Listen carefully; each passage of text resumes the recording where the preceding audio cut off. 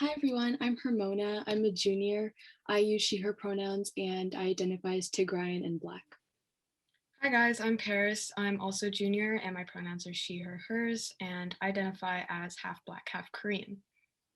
So we want to address briefly that it's just going to be Paris and I for as your two hosts for tonight's episode, because our third host is going to be taking a little break and we'll really miss him tonight, but we hope he'll be able to return soon whenever he's ready. So tonight is our 5th live episode, which is why we went all out and invited 5 guests. And we're very excited for you all to meet them. But before we get to introductions, I'll be describing our special mini game that will decide who will get to be MC tonight. So our special mini game is rock, paper, scissors, which is actually a throwback to our very first episode's mini game, but we'll be doing 4 out of 7 to see who will get MC. Okay, are you ready, Paris? Yes. Disclaimer, we get really competitive. Yeah, we were literally practicing all week for this. Okay, ready? Yeah. Rock, paper, scissors, shoot. Rock, paper, scissors, shoot. Rock, paper, scissors, shoot. Rock, paper, scissors, shoot. That's 2. Rock, paper, scissors, shoot. Rock, paper, scissors, shoot. Rock, paper, scissors, shoot. I got 3. Oh. We practice, I lost. Yeah, let me just say, I was winning all week. Okay, well, what happened? I can't believe I lost. I was so confident going into that too. I think I just really pulled a 360, but I'm satisfied with the results. Well, no duh, but okay, so now that I'm chosen as the MC, like I was saying earlier, we have 5 guests who identify as part of the Latinx community for tonight's episode from different high schools in Seattle. So POC3 is very excited to host Maylin, Adriana, Vivian, Denisse, and Jose. You guys can turn on your cameras now and you can give a wave to the audience and introduce yourself. So you can say name, grade, school, pronouns, racial identity, and like something that's been stressing you this week. Hi, I'm Maylin. I'm a junior at UPrep, and my pronouns are she, her, and I identify as Mexican American. I think something that was stressing me out this week was my history assignment, because I'm just not looking forward to finishing it. Hi everyone, I'm Adriana. I use she, her pronouns, and I'm also a junior at UPrep. I identify as Mexican American as well. And something that has been stressing me out is just school in general. School.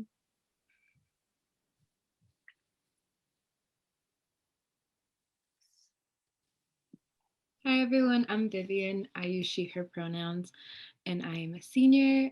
I identify as Latin American, and something that's been stressing me out is graduating. Hi, my name is Denisse IG. I use she, her pronouns. I identify as Mexican American. I'm a senior, and something that's been stressing me out is the impending doom of senior year ending. Hi, I'm Jose. I identify as Mexican American, and something that's been stressing me out is probably just like school also. I was about to say, Adriana, I'm so stressed about that or it was Maylin who said the history thing. I'm so stressed about that too. I was like, same sis, but common trend with school. So yeah, thank you guys again for joining us. Have any of you guys been interviewed by your schools or any other podcast group before?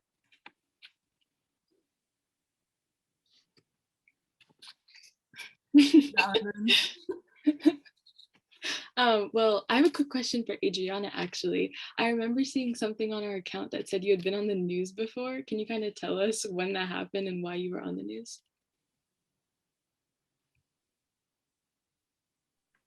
Wait, sorry, my Wi-Fi is being weird. Could you repeat the question, please? Yeah, no worries.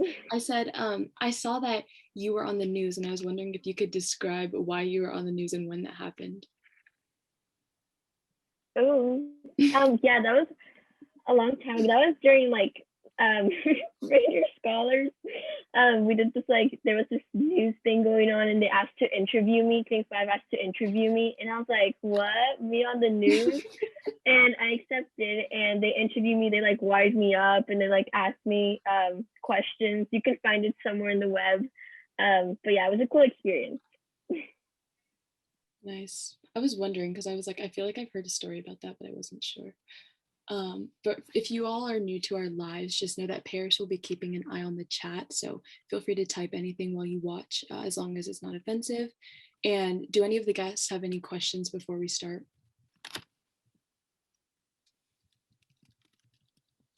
Got you.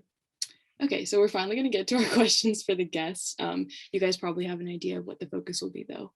So our first question is for anyone to answer, and it's, in what ways has living in a non-diverse area or attending a non-diverse school affected your self-image growing up?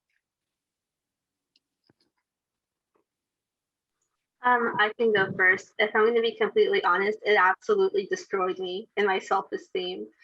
Up until like this year, because we were quarantined, I was like, oh yeah, self-growth. I can like become a better person this time that I have to myself. But I feel like, especially because I did go to a predominantly white like middle school as well before I went to high school, which is still predominantly white. I feel like growing up, I didn't, for me, growing up, it was very much people, the first thing that people like pointed out was like how masculine I looked. And the only reason they said that was because like I have like hair on my arms, and that's the only reason they would ever say like, oh, like look how much hair you have on your arms, like compared to that guy, like you're so masculine or whatever. I'm like, you know, there's nothing wrong with being masculine, but that's just not who I was. That's not who I wanted to be. And so because of that, I grew up with this notion of like, okay, only white girls wear dresses, only white girls wear pink because that's feminine and they get to wear that, and I don't get to enjoy that in the same way they do. So for me, that severely affected me as like, you know, a teenager going through things, right? That was already like bad enough. And then also the imposter syndrome is just ever so difficult to deal with. Because the school that I go to, like, there's a lot of really, really smart people there. And so being in that environment made me feel like I'm not good enough. I don't deserve to be here. I didn't even work that hard. So why am I here in this place? And I feel like the thing that's really helped me was, you know, just remind myself, first of all, look back at all the things you've been through. I don't know how you're still here, but you're still here. That's something. And then second of all, remember, these kids have been pampered their entire lives to be academically successful in a way that you have barely begun that. And, you know, so I feel like that's kind of how it affected me a lot. And also there's like the ton of microaggressions that like you get every once in a while. Because let's be honest, here in Seattle, like people aren't like, they're not gonna be racist straight to your face. It's very much subtle. It's microaggressions. And so it's a lot easier. It's a lot easier for them to like, you know, be racist. And it's also a lot harder for us to respond because sometimes we feel like we don't want people to like think we're overreacting to something, when in reality it's no, you have to address it because they were throwing like a microaggression at you. So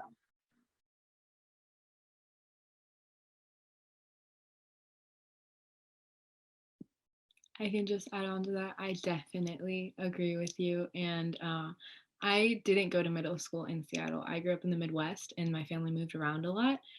So I was the only student of color in my grade besides my best friend. And just growing up in a place where it's either you don't meet Eurocentric beauty standards or you're seen as exotic. And that always makes you just like feel so much more different. And it's just like, I remember in the media, it's weird, I never get to see as like Latin women as like the lawyer. They'd always be the mistress, the maid, the girl who got knocked up when she was 16. And I hated that growing up. I guess like that even like affects me today. Like my worst fear is to like become that, to like give into those stereotypes. But definitely growing up, I get what Denise says. Like my nose was a huge thing for me. My nose is very native and it's not one of those like swoop noses, if that makes any sense. And I once got a comment. I was like, oh, you're attractive if your nose isn't so big. Or, oh, you'd be attractive if you were white. So like those comments always just like hurt as a kid. You just don't feel pretty, I guess, if that makes any sense.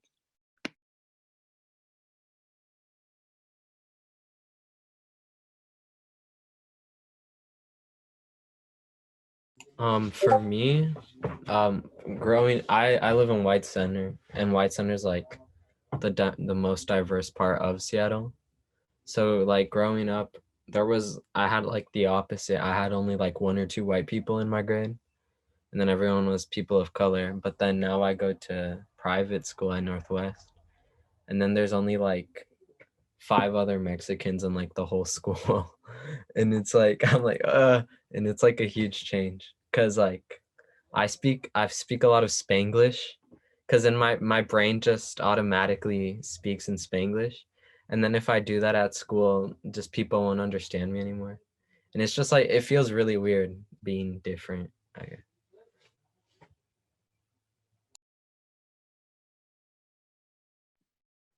I agree with like the nose hair on your arm thing so much.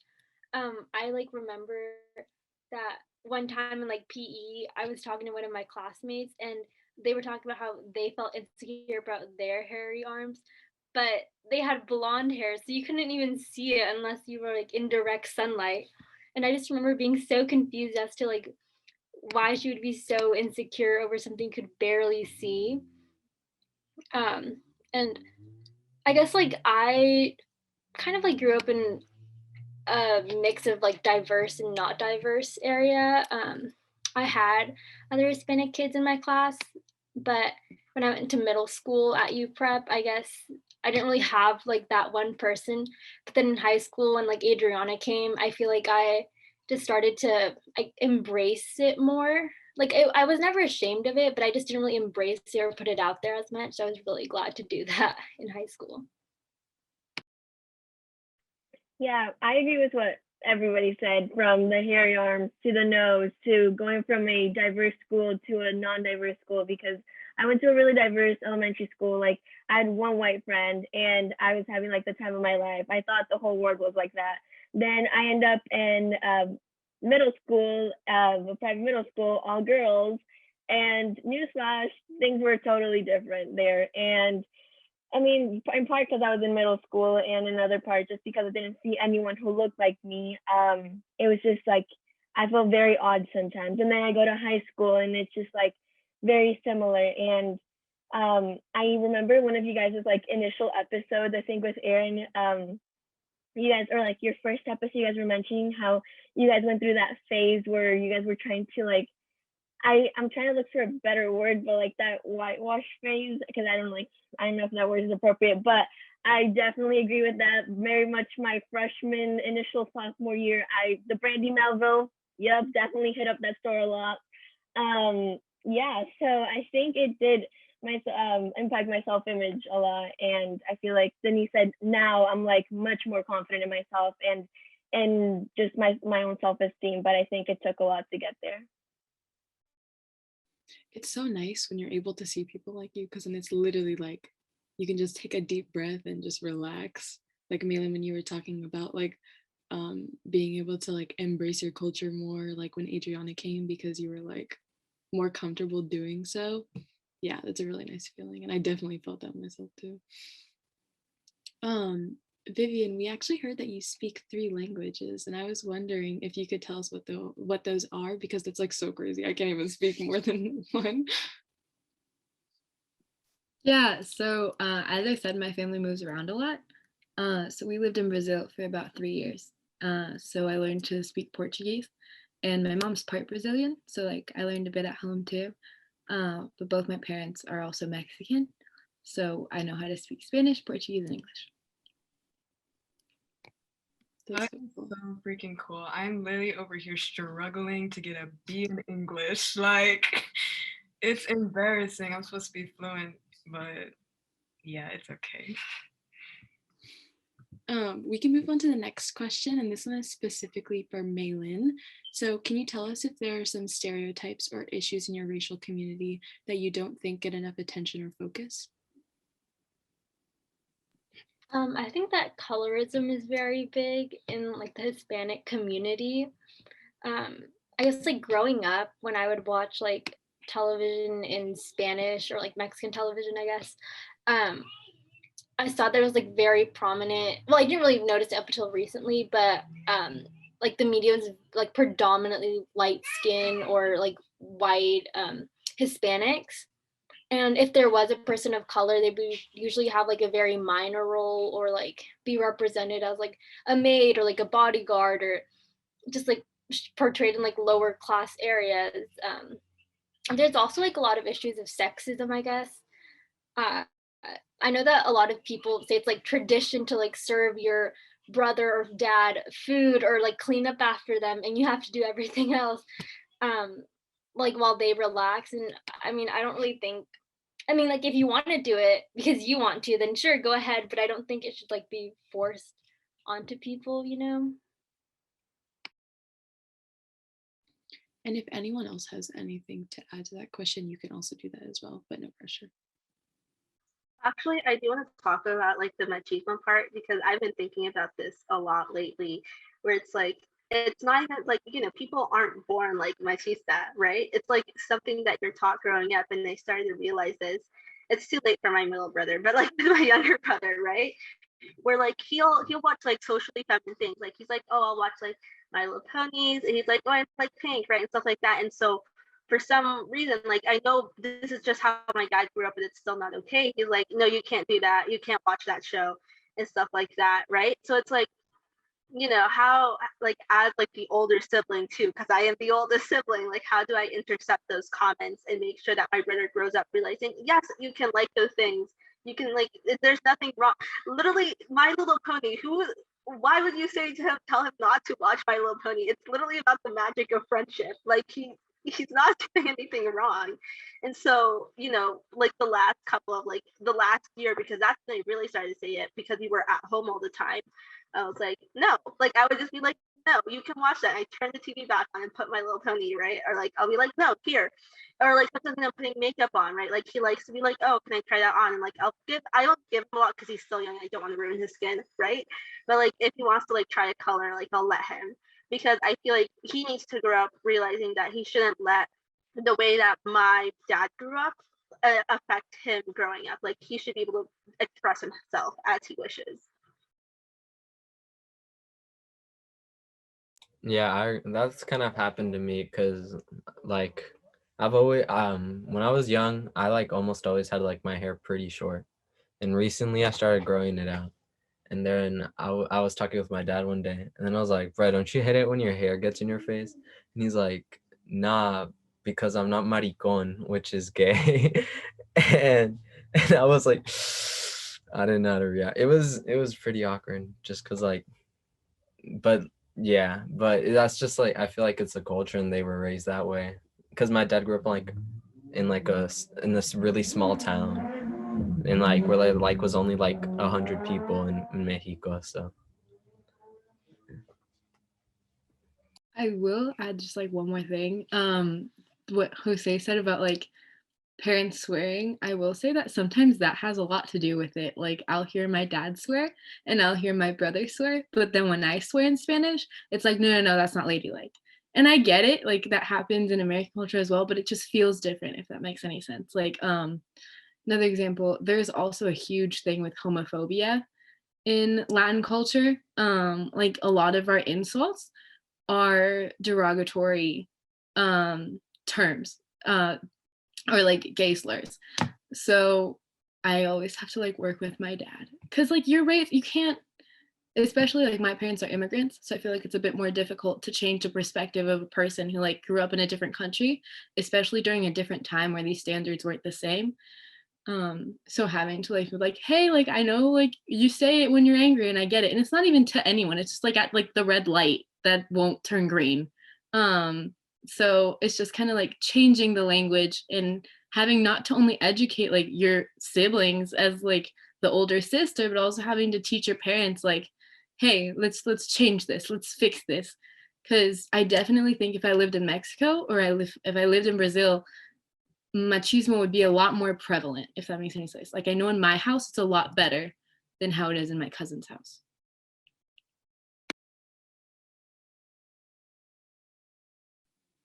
Denisse, you told us you enjoy writing slam poetry. I was wondering if you could kind of define what slam poetry is for us, and we're kind of wondering, is it more of a hobby or do you like to read your poems in front of people?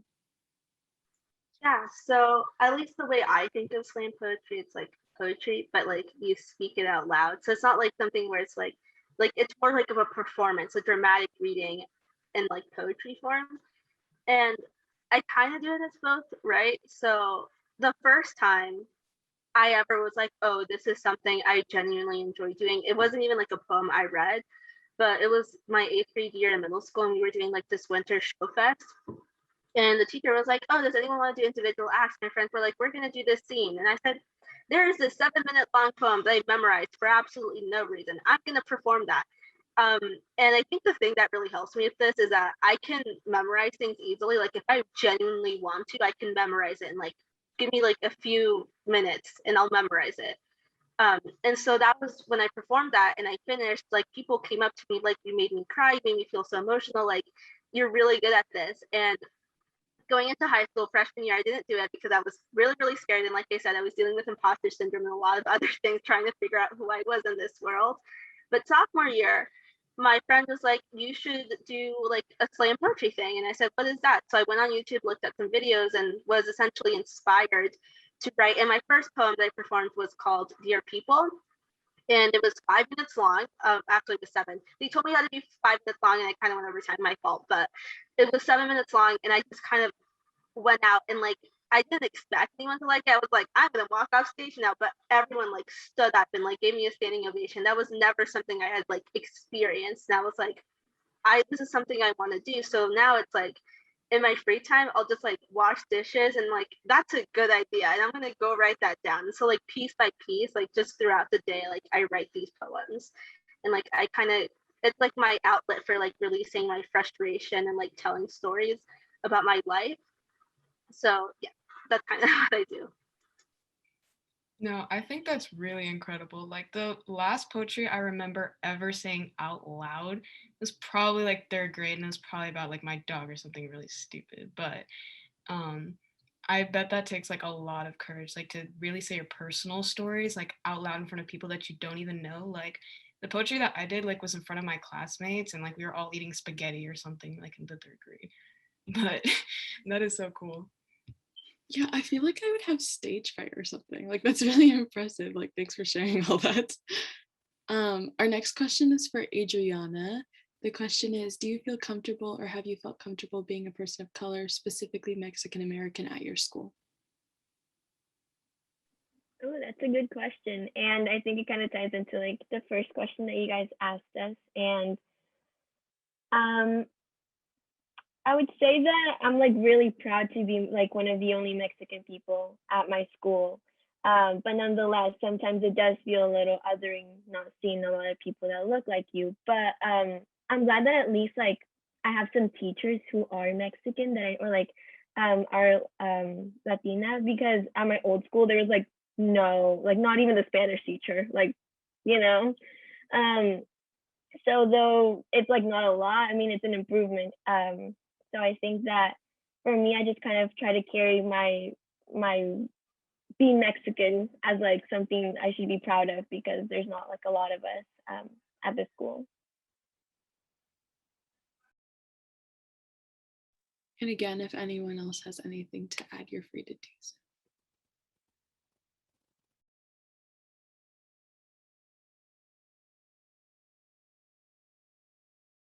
I think that like the teacher part is very important. I remember like at the beginning of the semester, I was like telling my friends that I was so excited that like my math teacher was Hispanic, because it's like my favorite subject, and I was just really excited because I've never like I guess had a Hispanic teacher teach me math, or like any of like math science things that I like. Um, and yeah, I just was really happy about that. And I don't think that I've ever felt like unsafe being a person of color, like Mexican American, but at times it was just like, I guess, not as easy to express it, or just like find the opportunity to, I guess, like show it off.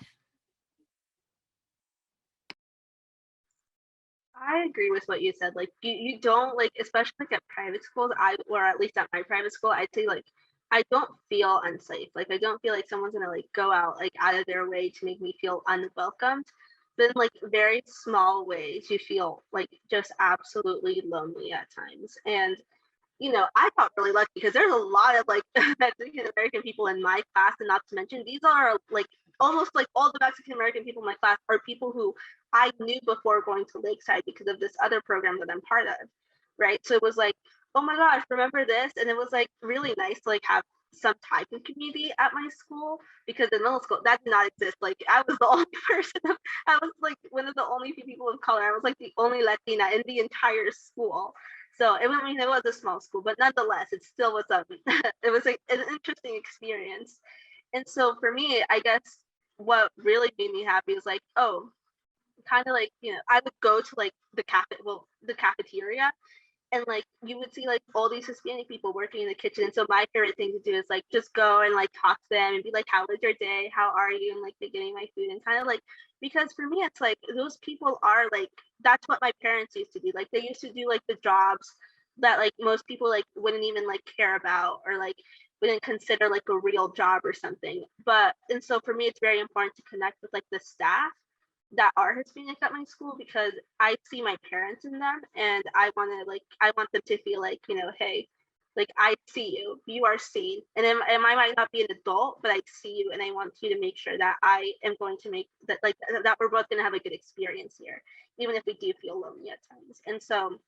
And also when I talk to them in Spanish. So it's like really, really nice, because in my Spanish class, it's like, oh yeah, like Denise, she's like good. I'm like, no, I'm not. Like I can't write. I can only speak. I can translate, but I can't write in Spanish. So like being able to speak to them in Spanish, and like, having that like similar slang, because remember they teach us proper Spanish at school, right?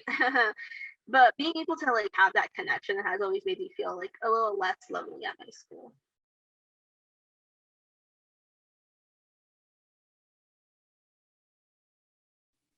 So, oh, sorry, were you gonna say something, Paris? Yeah, I was actually gonna add on, if that was okay. I don't want to steal like your guys' spotlight or anything. I just think you guys are like saying such great things. I was gonna add on to the part about like the teachers and like the ratio of teachers that are actual POC, or like actually look like you. And obviously, I don't know if you guys know, but it's pretty rare to like for someone to identify as Blasian, I guess.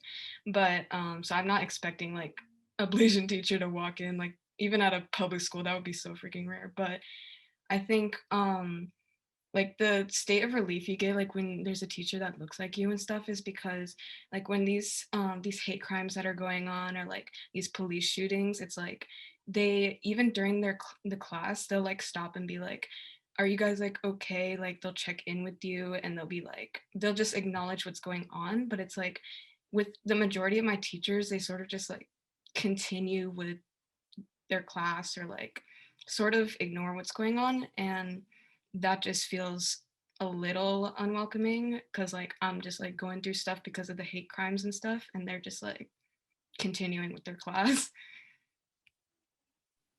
Yeah, also you saying that made me think of something else too, because I've like recently been starting to do some college research, and like one of the biggest things for me is making sure that the school has like some POC population, just because I don't know if I'm going to be able to survive for 4 years with a predominantly white institution, which is like pretty much every university. So that's something I was thinking about. But our next question is for Vivian, and you've been telling us that you've moved around a little bit and been to a few places, and so we're wondering, have you ever had an experience while living in Seattle that made you feel self-conscious about your racial identity or ethnic identity? Yeah, surprisingly, I've had a couple. So like one incident I had was I was babysitting with a friend, and my parents couldn't pick me up at a certain time. So I was like, oh, okay, I'll like stay the morning and like help her babysit. And for some reason, it was 3 kids. And there was a little girl and like a boy who was like 7 years old. Super sweet kids. But there was this 4-year-old who like wouldn't come near me. And I didn't understand why. And I was like, sometimes kids just like don't like people. And I was like, that's totally fine. But I like suggested like all of us like hang out in the backyard because it was a nice day. I was like, do you guys want to go like play soccer outside? He was like, no, I'm okay. And then my friend was like, oh, well, let's play Connect Four. And he was like, no, I don't want to play with her. And like in a joking manner, I said, haha, well, do you just not like me? And he was like, no, you're brown. So for a 4-year-old to say that to you, you can't really get mad, if that makes any sense, because it's not their fault. And none of the other children were like that. So I was just in shock. I didn't know what to say. So my wonderful friend, who's a great ally, just like stepped in and was like, you can't say that. And me still like with my jaw on the floor and about to tear up. So I like kind of held it together. And he told me that's not okay, blah, blah. And like we explained, we gave him a lesson. Don't know if he like took it in, but afterwards my friend goes like, okay, let's watch a movie. And I was like, yeah, what do you guys want to watch? He goes, Coco. I was like, what? And that's when I realized it's not his fault. It just, and then like my parents picked me up, and on the way home I like was tearing up. I got home and I like just burst into tears. And it wasn't because this kid said it to me. It was because this kid's parents taught him this. And that's like irreversible. That bias, even though you're taught in middle school and high school, it's still there. It's still underlying. You can't fix that anymore, if that makes sense. And that just kind of made me really sad. And like some other instances where we live in a pretty nice neighborhood in Seattle, like close to downtown. We move in and the neighbors go and say, hi, blah, blah, blah. My name is whatever. And they go, my mom and my dad were doing lawn work and like cleaning the house, because we're moving in. They're like, we were wondering if you guys needed any work. We'd love to have a new maid. Up to my mom. Mom was like, what? And I was like, I live here. I own this house. And it's just those instances, like I've been driving and someone like came up to my car while I was parked waiting for a friend. Like, oh, are you lost? I was like, no. They're like, well, whose car is this, sweetheart? Like that little condescending white woman voice, like no offense, but like, and I was like, oh, it's mine. And they're like, well, if you need directions to get home, I was like, no, I live down the street. And it's just like those like little microaggressions. Or like when people in the grocery store tell you to speak English. That happened a couple times when like me and my mom were like, she's like, go wait in line. I was like, but like you stress out about the line and then like you have someone come up to you and say like, can you speak in English? Or like, I don't understand your accent. Or when people come up to you and they say, oh, where are you from? And you're like, oh, I'm Latin American. I was like, oh yeah, I hear an accent. In my opinion, I don't have an accent. But those just like those comments always just like stick with you, if that makes any sense. Yeah, thank you for sharing that. It's so frustrating to be in that position because you're like, what am I supposed to do at the moment? And then you think back and you're like, oh, I could have done all these things, could have said all these things.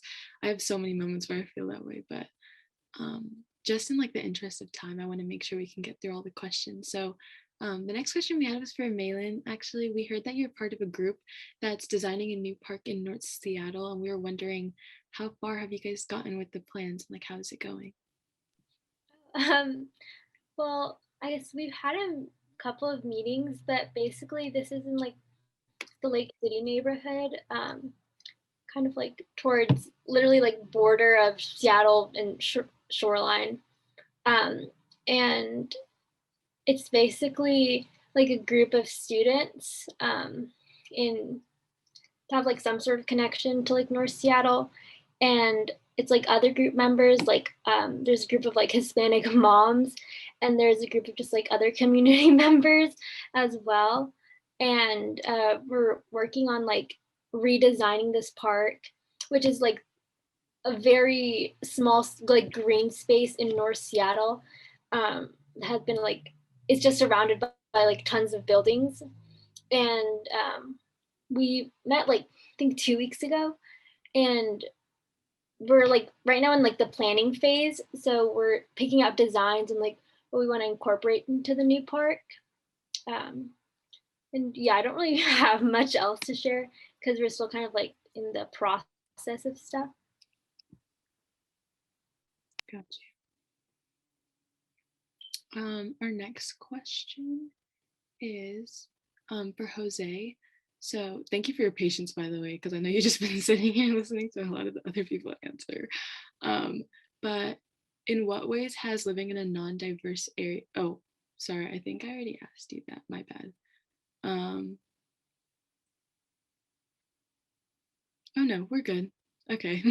In what ways has living in a non-diverse area or attending a majority white school affected your personal life? I think it's affected me a lot, because like how I said earlier, I went to like public elementary and it was really diverse. And then like going into completely new environment, you have to act different, because like, or else you wouldn't be accepted the same. So kind of like Adriana was talking about, like whitewashing. Like I feel like you kind of like intentionally go through it, at least at first. Like me at first, I kind of just like spoke hella white and stuff like that, to like fit in with the teachers and everything. And then I slowly started like being more like myself. But it's tough because like you don't know what to say in certain situations, because there's been incidents at Northwest, like racially charged incidents, where like, and the administration doesn't like really do anything about it, which like angers you, but like there's nothing you can really do about it. And it's just like it's always in the back of your mind, because you're at school and you're like, what's gonna happen? And it's just like it's a big stressor all the time for me, but I kind of just deal with it. Yeah, for sure. Ramona and I were actually like talking about this earlier, like similar to that, like the sort of frustration with dealing with what you guys were like saying, like the microaggressions. It's like you can't even react to it like how you want to initially react to it, like fully anger, like what the heck are you talking about, like sort of reaction, because then it like sort of proves them right about like their stereotypes about you, like, oh, like you must be sort of like that angry black girl or like that loud black girl or something like that. And it's like you're trying not to prove those stereotypes right, but you're also like, what you said is wrong, but you can't even like react to it. So it's just all that pent up frustration and stuff, and like at the same time the school doesn't do anything about it. Mm-hmm. And our last question is for Denisse. So we've asked some of our past guests this question and we've got some mixed answers, but the question is, how do you feel about schools having a white allies club or white affinity group? And I'm not sure if your school has that, but just generally. Actually, my school does have that. They established it, and there was a lot of conversation about how it felt, because they went to the other affinity groups to like, hey, this is something I want to do. What are some suggestions you have, right? So it wasn't like, do you guys think this should happen? It was like, what do you think we should do about it, right? And I feel like when it comes to having, I guess, those type of groups where it's like white ally. Well, first of all, it was really funny because the first name that they came up with it was literally Whites Against Racism, but the acronym was WAR. It was really funny. And so like a bunch of students were like, hey, I think that's a sign. But I think that when it comes to wanting to be an ally, especially as a white person, you have to understand that whenever there is something going on, you are not the center of the issue. You do not speak over other people. You listen and you raise their voices. And this is something that I'm someone who's very much involved in like Twitter and stuff like that. And I'm going to talk about this because it is related. But I've seen a lot of people where they're like, oh, a content creator is trying to hold themselves accountable for supporting someone who is racist, et cetera, transphobic, et cetera, right? And so we as people of color come in and we go, hey, yeah, you're right. Or like, for example, thank you for apologizing. Or, you know, you could have done better on your apology. Like you still haven't addressed X, Y, and Z. Or, hey, you like downplayed this issue. Like we're trying to like, hey, you know, you could have done better as an ally is what we're trying to do. And then all of these people who call themselves white allies come in and they start saying, like, they don't, instead of saying, oh yeah, they're right, listen to them, they start saying, hey, you know, like he apologized already, just drop it. Or like they're sending death threats to like this person on like whatever social media platform, or they're like or they're just like, well, he's racist, right? And it's like, well, no, he's not racist. He supported someone who was racist. So while he himself isn't racist, he was still complicit in being a bystander in that behavior. And so I feel like a lot of the times, like, they kind of just throw terms around without really understanding.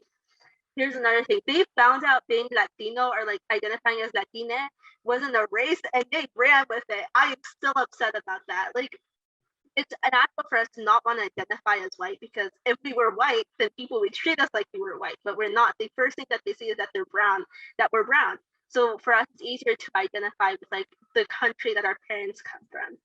And I feel like that's another thing, right? For example, the word gringo, someone said it was, I don't know who in their right mind said this, but someone said it was a slur. It is not a slur in any way, but people were like canceling us for saying gringo. And I'm like, it's not, so it's like, that's my problem sometimes, where it's like, if you're going to have a space like this, you need to make sure that you tell them this is what it means to be an ally, right? Like, raise people's voices, but do not come into the conversation without A, understanding vocabulary, the topic, understanding a group, and 3, like, don't, if you hear something, like if you hear someone say, oh, gringo is like a slur, don't just run with it. Like, try to educate yourself, do your own like research. Is it actually a slur? Who should I talk to? If it is, right, like, like, what should I say about it next time I hear it? Like, don't just trust someone on first instinct. And that's like a lot of times what people tend to do. Another thing that with these like affinity groups that can become problematic is that white people who feel like this is a space to debate, right? And that was one of my biggest points. Whereas, like, I don't want a white person to come in and think that this is a place where they're going to debate whether saying the N word is racist or not, because it is. It is a fact.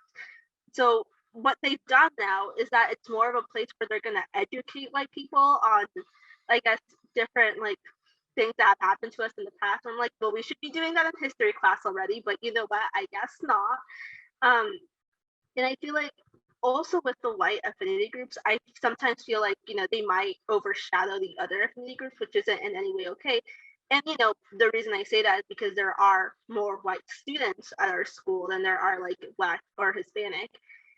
So I don't know, this is kind of my general idea. If you're gonna have like a white like allyship group, make sure that you're doing it right. Make sure that you actually have like a clear plan on what the goal of that club is. Like, what are they trying to achieve? Are they trying to like uplift the voices of BIPOC people? If so, how do you plan on do that? Are you gonna provide support to them? Are you gonna like, encourage your friends to like go like for example, if they have an event talking about their experiences, are you gonna like encourage your friend to go attend that? If you're like, if you see something racist, are you gonna like stand up and say something about it? Because I feel like a lot of people like don't realize this, but it's like when someone says something racist to you, you don't know how to react immediately in that moment. Like, you're still like, the first thing is that you will be in shock. And just because we don't say anything at first doesn't mean that we're okay with it. It means that, we need help. And so, and I say this too because I had a friend who was in her English class, and there was this like white boy who was making jokes about like people starving in Africa and like making a bunch of like really inappropriate jokes. And the teacher overheard him and said nothing, and he was loud enough for the entire class to hear him, and everyone looked uncomfortable. And our like quote quote like our white friend who considered herself an ally just sat there and did nothing. And my friend was like, well, I don't know what to say because the teacher heard it and he didn't say anything about it. So if I bring attention to it, am I being dramatic? Am I the one that's perpetuating like the angry Black woman stereotype, which is something that you guys mentioned earlier? So yeah, just like, again, like, make sure if you're going to do it, make sure that you're doing it right and that you're teaching people the correct skills that they need to have in order to be a good ally to us. First off, go off, sis. I think it's so important to have like POC voices in that too. And I can hear the passion in your voice, so go off. I can hear the poem poetry coming through right there. The skill. But yeah, I think that's, oh, sorry. Add something on to that. I guess like a lot of like the affinity or like white affinity spaces like pick and choose when to talk about issues, or like they don't address stuff until it's trending or like all over social media. Because if they really cared, then they would have talked about it before everyone else was like talking about it, or they would have informed themselves. or just like stood up to issues. I remember like in ninth grade, in one of like the English classrooms, there was a teacher saying the N word, and I was like unaware of it because I didn't have the teacher. I had another teacher, and like when I heard about it, I just remember being so confused as to why no one stood up to them. Like there were so many kids in the classroom. Like why did no one say anything or bring it up to like anyone else? And like I just remember being so frustrated about that because like not one person said anything about it until the teacher like got called out like to the whole school. Adding on to that, I was in that class and I was like one of, I think I was like the only, or like one of the only POC in that class. And let me tell you, it was so uncomfortable because we voted. We had to, I think we had to do like a vote for like who agreed upon this, and it was just so uncomfortable. And how like the teacher tried to like be like, oh no, but it's just for like literary purposes. Like no, it's like only for the book. How does that make it any better? Sorry, adding on, I was in that class too, and I was the one of the two Black kids. I don't know if you would say 1.5, but I was literally like, everybody stared at us, and I don't even talk to the guy. I don't even like, it's like they always stare at us like we're best friends or something because we're both Black, and I'm like, hey, but like we didn't even know what's going on. You automatically become friends because we're like, we see each other. Thank you guys so much for sharing that. You guys were going off. I really like listening to it. I think we're gonna transition into our next part, but thank you so much for sharing again. And for our live viewers, feel free to check in with us or comment on anything we shared during our conversation, or during our conversation part of the episode. So like I said, we'll be switching to the second part and sort of the main event, even though we are kind of on a time crunch, so we better be going lightning speed, y'all. But we're gonna try to decide who will have to do next episode's penalty. And don't worry, guys, it's only gonna be between me and Paris. But disclaimer, we are very competitive, so y'all probably already know this. But tonight's game is called Password. So essentially how it works is, since I'm the MC, we have 3 teams of 2 and they've already been assigned. So our teams are Denisse and Maylin, Adriana and Jose, and Vivian and Paris. And I will be private chatting the password or one word to one member from each team. And they'll have like a couple seconds or however long they need to think of a one word clue to give to their partner in order to guess that clue. If their partner guesses incorrectly, then it'll move to the next team. If they get it right, then they'll get a point, and then we'll move on to the next word. I hope that makes sense, but I will start private chatting the first password to you guys right now.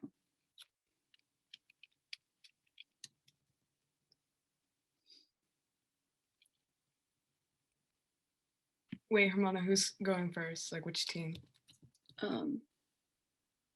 So we're gonna start with Paris and Vivian, and then we're gonna go to Maylin and Denisse, and then we're gonna go to Adriana and Jose. Okay. Can I say the clue now then? Yeah, sure. And also, if anyone who's watching knows what the word is, or you think you know, you can also private chat me, and I got you. I'll let you know if you got it right. But yeah, Paris, whenever you're ready. Wait, did we decide if we can be like? Sorry, I don't know why I'm trying to like cheat my way around this. Me and Paris were practicing this yesterday too. Like we were playing Taboo a whole round, but we were up until okay. Sorry, we're on a time.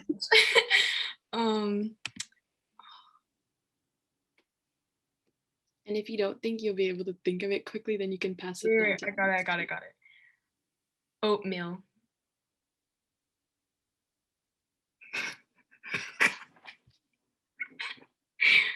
I thought it was good. I'm just thinking of like a brand of oatmeal. But I don't think that's right. Paris, don't give no signals. Cheating. It's like a combination of charades. Oatmeal. No, you can't go like this. Oatmeal cookies?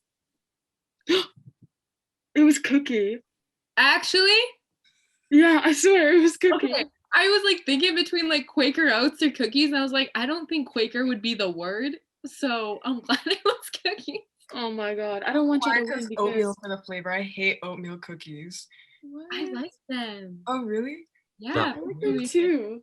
Oatmeal cookies are good, but the raisin isn't good. No, oatmeal chocolate chip is the best. Yeah. I thought all oatmeals ones have raisins in them. That's why I don't like any of them. But yeah. The raisins are disgusting. But we got the point. So Yeah, I'm so like go off. I keep saying that. I don't know why. That's like my default word. I'm gonna start sending the second password to like the other member of the team.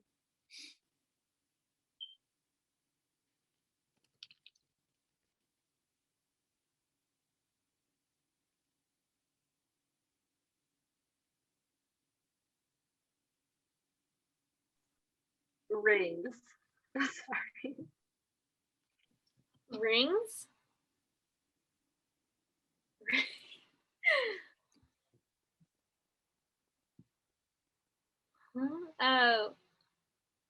Wedding? Yeah. What the? Y'all are so good at this. I'm so confused. Am I like bad at this game or something? Because y'all keep getting first try. What the? Okay, well, you got 1 point too. I guess we're going to the next word. Okay.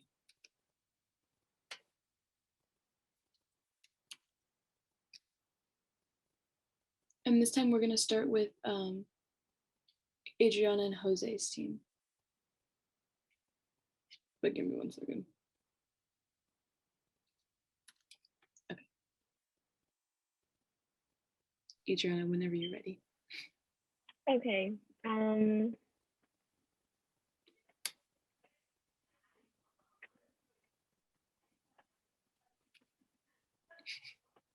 Bed.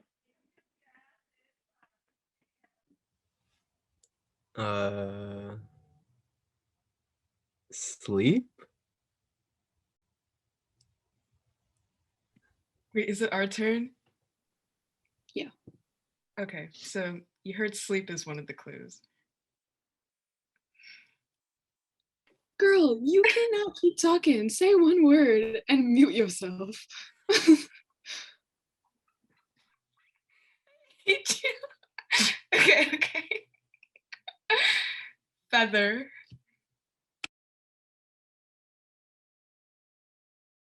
Do I go? Okay. Oh, my bad. Room?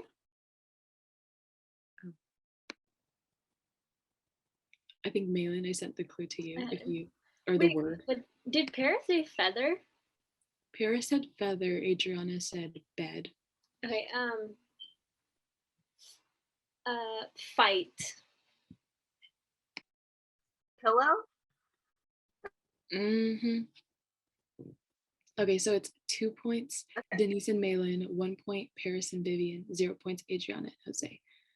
I will send the next one.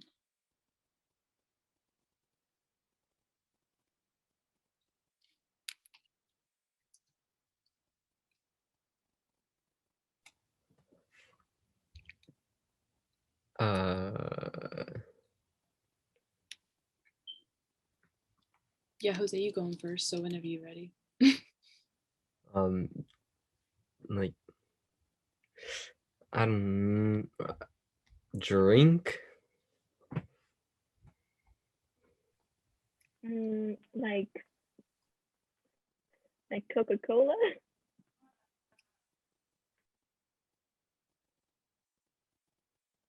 The next one is Vivian. And then I'd give a clue, right? Yeah, you can give a new clue. Okay. Sorry, I was confused for a second. No, you're good, you're good.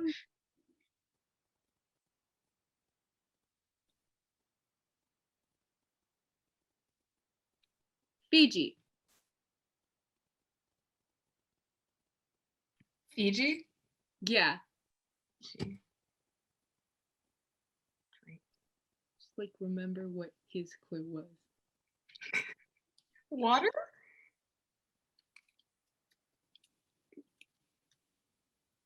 Yes? I'm not gonna count it. No. What? It ain't water. What do you mean? Was it close? Girl, stop trying to get answers out of me. Do I go? Yeah, sure. Flask. Sorry. Flask.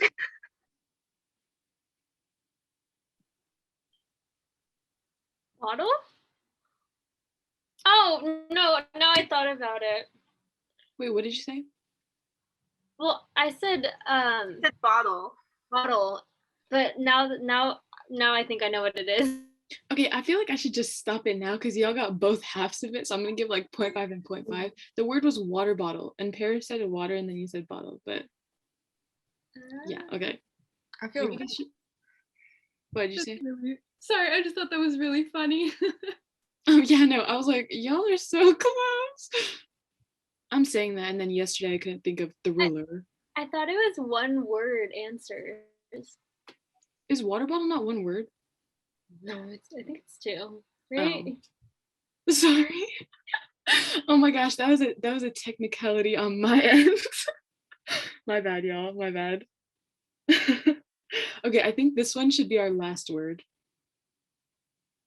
I'm trying to get a good one. Maybe double check the spelling. Oh, this one actually is probably 2 words too. Oh my god. Okay, wait. Now I have a 1-word one.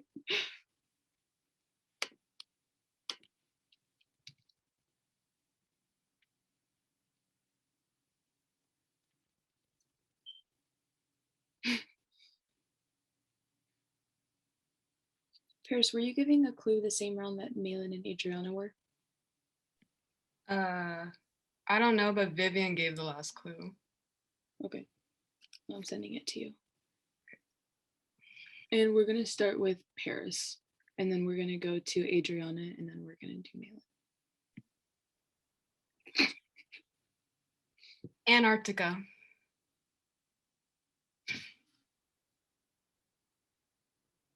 You're muted, Vivian.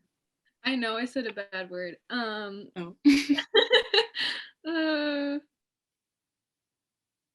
No, that's stupid. I don't think this is better. Penguin? Is that wrong? No, it's right. I was gonna say North Pole, and I was like, that ain't right. But I'm glad I got it right. I mean, that was kind of a good clue, but like penguin, I would have said like cold or like. I was thinking club for Club Penguin. Yeah. That's good too. Wait, Oh my gosh. maybe we should do one more because I think Maylin's team and like our team is tied, so maybe like one more. Yeah, I just said what. I know. Sorry, Adriana. Not y'all being out of the game. We said. Just joking. Okay. I'll send one more. We'll make it worth like 5 points so Adriana's team can make a comeback. No, it's okay. We're letting you in. Yeah, Period. we're humble. They said we aren't trying.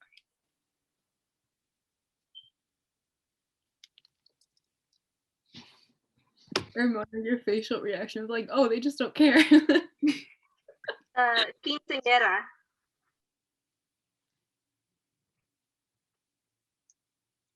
And Jose's going next, and then. Wait, I thought it was my turn to say it. Oh, she It sent was it to because- me. No, it was because you got penguin, Maylin, but you weren't able to give the clue because Okay. I already did it, so I just flipped it. Yeah. Quinceañera. I know there's a lot there, but you got this.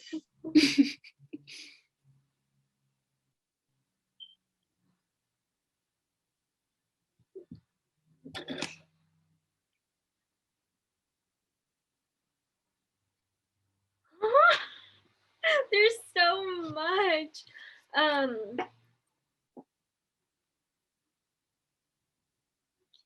Dress? Yes. That was Also, a good clue. we got the right answer in the chat too. Period.